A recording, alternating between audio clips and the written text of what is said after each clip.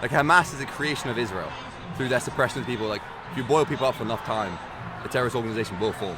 When you're going to their mosques, when on their prayer days in Ramadan, you're going to create that. You know what I mean? Would you say those actions are justified then, of October the 7th? I'm not going to comment on those particular matters. Pardon? I'm not going to comment on that particular situation. And you're not going to comment on the raping of women and the murdering of... To be honest, I don't know enough about that situation. So I don't want to comment on something I don't know enough about. I mean, if you're calling for a ceasefire, shouldn't you know the ramifications that could come about as a consequence? So if there was a ceasefire in place, and Hamas violated the ceasefire, and murdered and raped innocent women... Yeah, but Hamas aren't Palestine. Do you think the people of Gaza, the adult population, supports Hamas? I feel what they want is a life of peace. I think what they want is life of peace and to not be massacred as a people. No, but I'm saying, do they support Hamas? I can't speak for them. Okay, in polling and elections, do you think they support Hamas? I can't speak for them. I don't know. Okay, you can speak for you though. Do you support Hamas? No. No, good. I don't support terrorist organisations.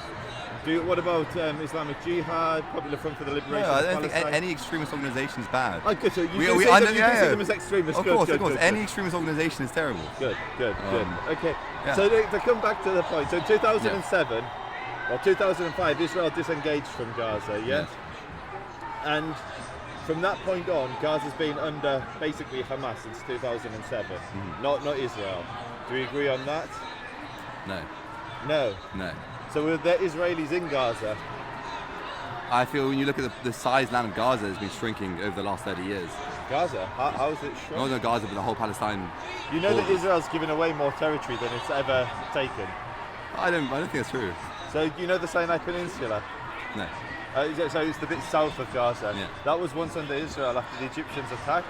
Israel retained that land and exchanged it for peace. Okay, fine. No, I'm not here to give you a history lesson. So I have family. I just came from the massacre sites in Israel. Yes. And I've met with victims whose families were butchered. And they're terrified that if there is a ceasefire, the 30,000 Hamas terrorists that just rampaged through the south and murdered hundreds and hundreds and hundreds of innocent civilians will just do exactly the same again. So what's your solution to avoid that? You're calling for a ceasefire and everybody wants to minimise casualties. Yes. How do you minimise the Israeli casualties? Well, I think that's not a simple question I can answer in an interview like this. That requires a lot of thought and actually to put together. Does not calling for a ceasefire also require a lot of thought? Well, yes. Any decision requires thought. Pardon? Any decision should require thought. Yeah, but you haven't given it that much thought because everything I've asked you haven't really known an answer to. Other than Hamas are not good guys, which is good, we agree on that. I don't know, but what I know is genociding children is not okay. Genocide, what does it mean? I don't know the exact definition, but my interpretation of it is to basically murder on a large scale, systematically. Okay, so it's to try to exterminate the people effectively. Yeah. So the Palestinian population has tripled over the, I mean, the reason there's half of the Gaza population is under 18 is because then there's no genocide. The population's growing, it's doubling. Whereas the Jews were genocided in the Holocaust, their population declined. Yes. A population doesn't increase when there's a genocide. Would you agree with that? No, that's not true. That's not true. So genocide populations don't grow, don't No, because there's a difference between deaths versus being births. They're two different metrics. You can increase death count with genocide. Okay, so what's an example of genocide with Israel then? I'm really interested in this. Well, just over the last,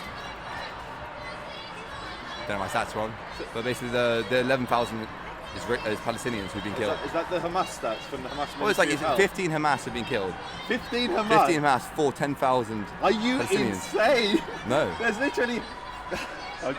What you got confused from is a Guardian headline which said dozens of Hamas commanders, they're the top brass. I disagree. The stats you that I think only 15 Hamas have been killed? With the greatest respect, I mean that alone for me is going to be a viral video. You think there's been 15 Hamas in a month of fighting with the entire might of the Israel military army? You think they've only managed to kill 15?